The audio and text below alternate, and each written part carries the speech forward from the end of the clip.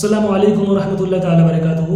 ভাইয়েরা আমার, একটি খুবই গুরুত্বপূর্ণ মশলা, যেটি হলো রোজা অবস্থায় যদি কোনো ব্যক্তি বিড়ি, সিগারেট, তাম্বাকু, হুক্কা, গাঁজা ইত্যাদি এই সমস্ত জিনিস দ্বারা যদি কোনো ব্যক্তি নেশা করে, তাহলে তার রোজা থাকবে না ভেঙে যাবে।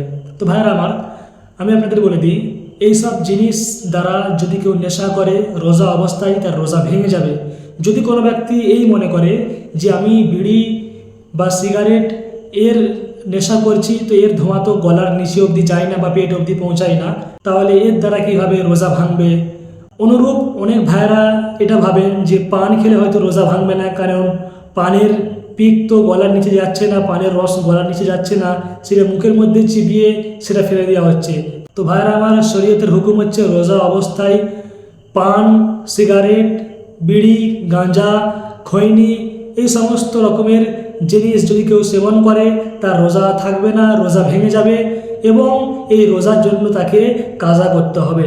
ভাইয়েরা আমার, এই রমজান মাস চলছে, পবিত্র রমজান মাসে আমরা এইসব নেশাজাত দ্রব্য থেকে নিজেকে দূরে রাখবো। আল্লাহ তাআলা আমাদেরকে এইসব নেশাজাত দ্রব্য থেকে দূরে থাকার তৌফিক দান করেন। আমিন সুম্মা আমিন।